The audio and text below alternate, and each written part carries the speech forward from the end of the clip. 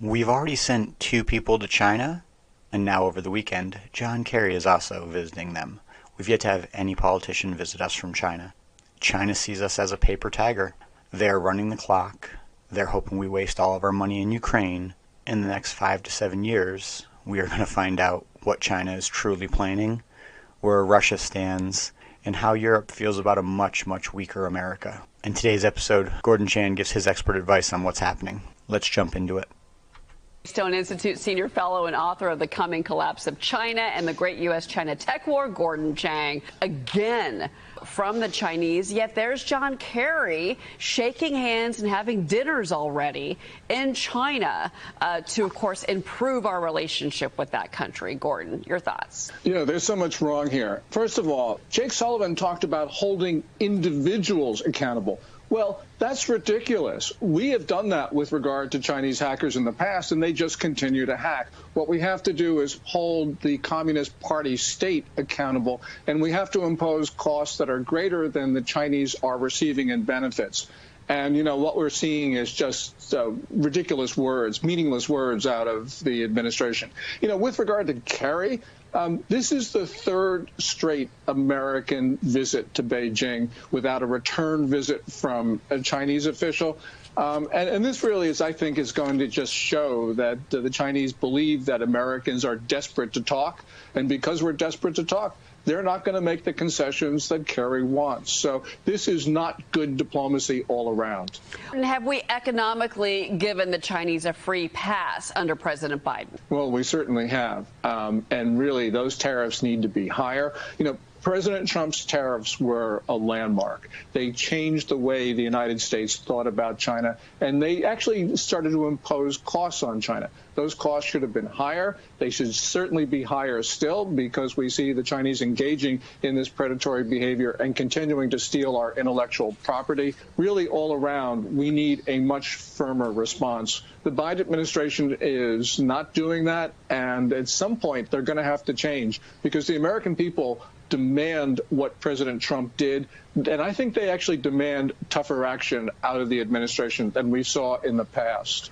Well, it's the International Emergency Economic Powers Act of 1977 that gives the President of the United States enormous executive power to sever relations with China, which is what we need to do, because that's the only thing that is going to get China's attention. And if we don't want to use the 77 Act, then we should declare China to be an enemy and use the 1917 Act, which is even tougher. Really what we've got here, though, is a failure of political will in the United States. The Chinese continue a course of action, which is not only intellectual property theft, but predatory trade actions, violating their trade obligations to the United States. This really is wrong all around. And until that, we are not protecting American workers. Yes, some people on Wall Street are doing very well. Walmart is doing very well. But when you look at the overall American economy, there are so many Americans who could be employed or could be employed in better jobs were it not for China's economic warfare against the United States. Yeah, Mike Lee and I were just talking about that before this segment. Gordon Chang, it's good to see you this morning. Thank you. Thank you, Cheryl. For a long time, we were incredibly grateful to China. They reduced the cost of all of our manufacturing.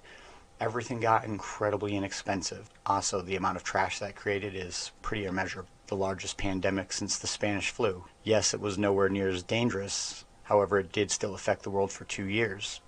That was released in China. Their government is actively attacking American businesses and running through their files. TikTok has terms and conditions that are so insane, I'm surprised we're allowed to even sign it. We have options. However, spending money in Ukraine, increasing our national debt, and allowing China to do whatever they want on the world stage is going to hurt us. BRICS has a plan, and all we have to do is not waste our resources. America can be a strong, independent country. However, not when it's spending money it doesn't have and indebting itself to governments we can't pay back. This is incredibly dangerous. And when you look at our president, it really seems like all he's done is sell more of our resources to the world. This is the United States of America. It's not the United States of the world. We need to stop being the battery for the world. We need to stop being the military for the world. What we need to be is the example of meritocracy and what happens when competition is the prime motivator. Not profit, Outside of JFK Jr., I don't know anyone in the Democratic Party who is actually anti-China. It seems they're too busy enriching their lives while making Americans poorer, saying that they're going to help.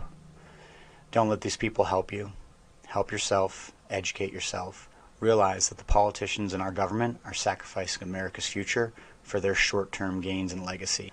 We can prevent this. We can't stand here tolerant or bickering over trans rights.